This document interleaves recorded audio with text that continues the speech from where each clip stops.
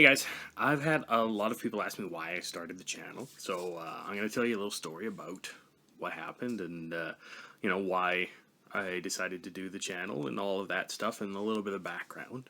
Um, so yeah, story time. So yeah, about 10 years ago, it's right around when I started the channel. A little bit before that, there was well, I went out on a hunt. I've actually told Rob this story, so he kind of knows it. But there's a little bit that I kind of kept back from him. Anyways, I don't often hunt. Um, it's part of my family's tradition and everything. Like my dad hunted, my brother hunts, my little sister hunts, stuff like that. Grandpa hunted, all of that stuff, right? So it's kind of I grew up around people who hunted, but they mostly used rifles. Some people used bows. Well, I got the opportunity to go out with an elder, um, and of course I've forgotten the name of the town, but it's not that far. Well, actually, it is fairly far north of here. It's the northernmost, or the most elevated point in Alberta. It's actually the most elevated point east of the Rocky Mountains. Um, and so the elder invited me to go bear hunting.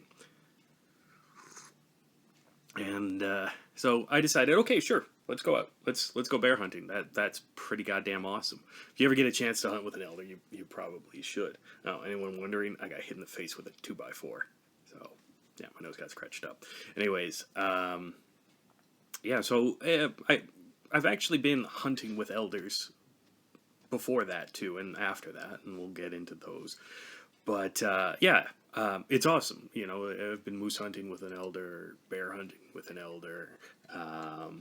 We did deer. Went on a trap line and actually caught muskrat and I don't even remember what the creature was, but rabbit. It was a bunch of hares. He had hares on a trap line. It was really cool. Anyways, that's future stuff. So yeah, so I get out there, and he's like, "Yeah, okay, so we're gonna go hunting. I've got this plot of land, and we'll stalk a bear." That's not a phrase that most people would say or hear in their entire fucking life. But yeah, so we go to his property, and he tells me that there's some bears around there, and yeah, he's actually permitted to hunt bear. And in Canada, you get this special license and permits and stuff like that. And so, yeah, he was a friend of my dad's. In case you're wondering how I knew him. Anyways, yeah, so he invites me out there and we go. So, yeah, it's gorgeous country. The snow gets really fucking deep. The woods around there are really, really dense. And his property was gorgeous. He had this nice little, essentially, he had a log cabin.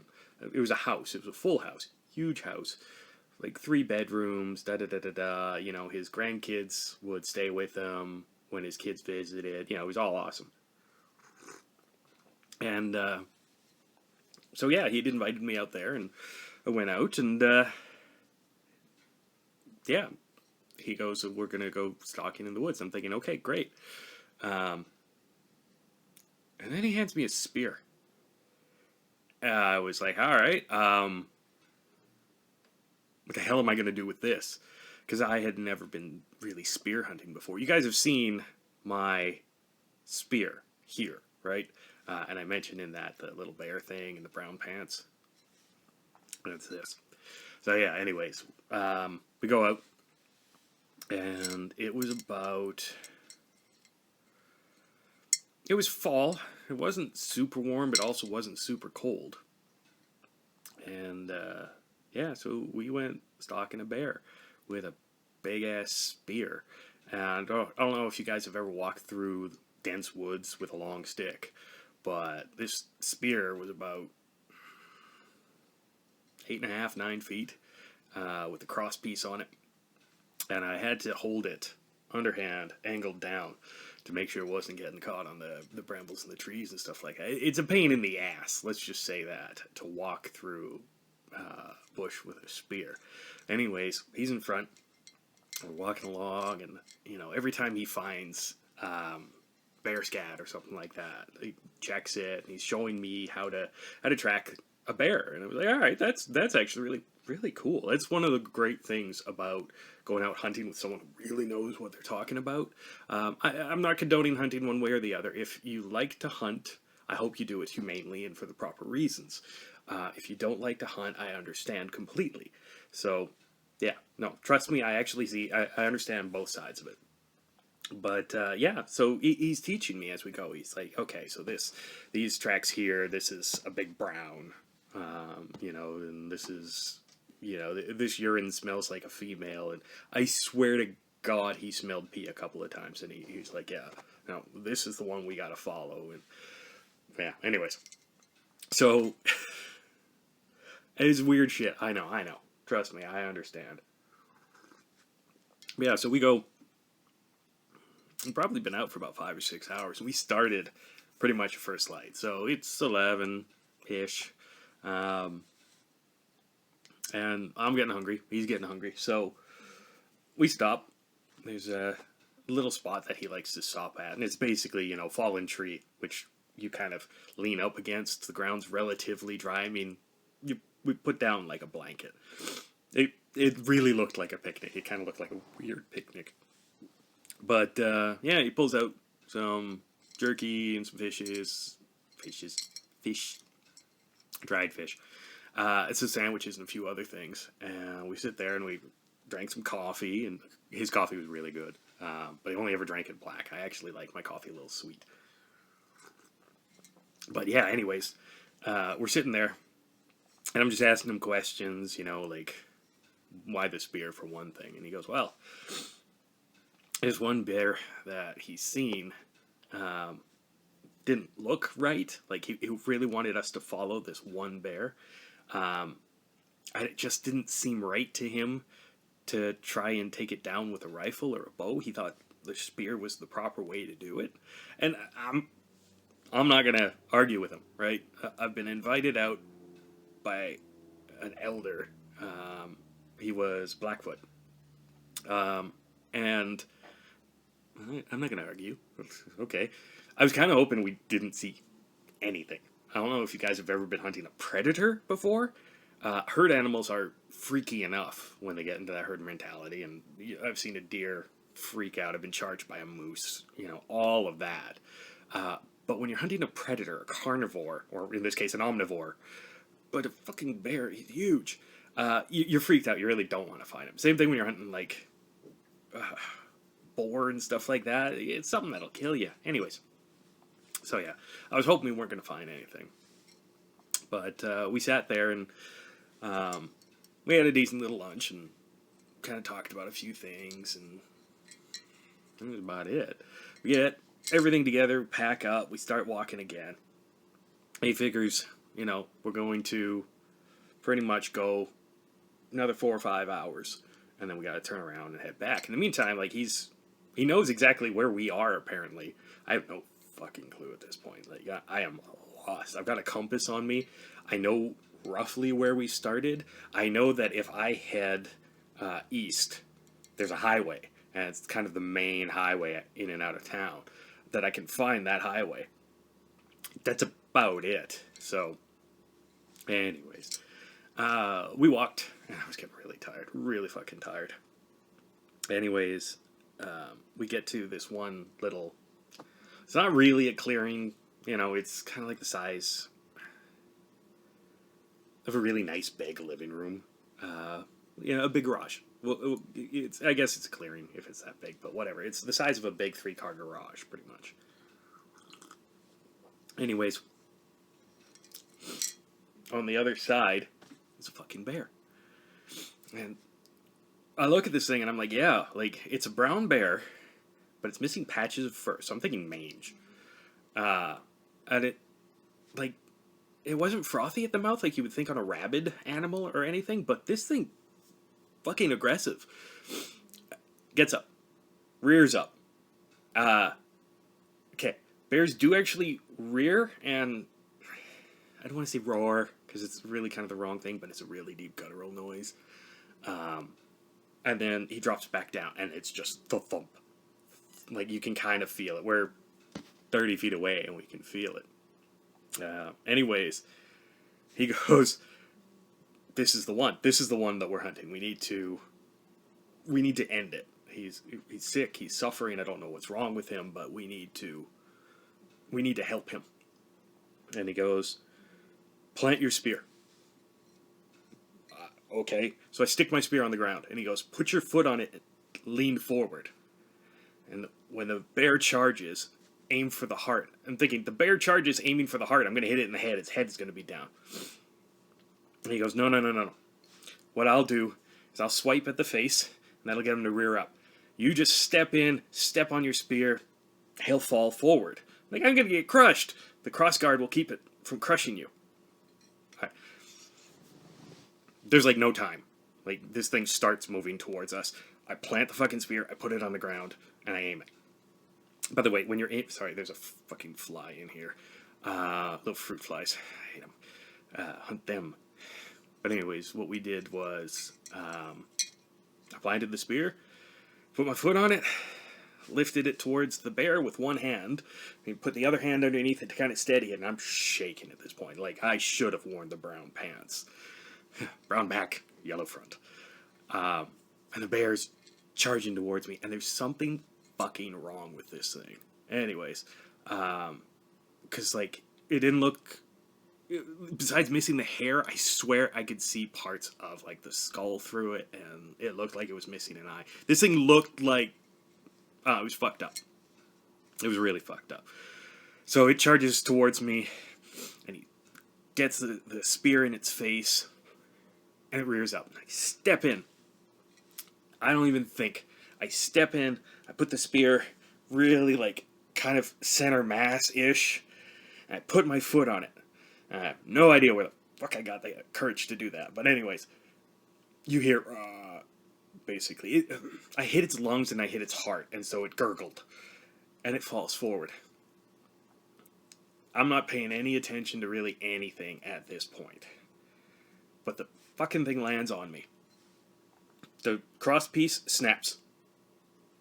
And we basically get the spear bowing, and it snaps. And this thing falls on me. And I'm under like a 700-pound bear. That stinks. Like, I know what bears smell like. I've had bear meat before this. I've been around bears. And this thing stinks. Like, nothing you've ever smelled before. Like, anyways, I'm stuck under this fucking bear. And I can feel cold coming from it. Like, it should be hotter than fuck. And the breath should be warm, and it's not. It's just rank, and I feel cold underneath it.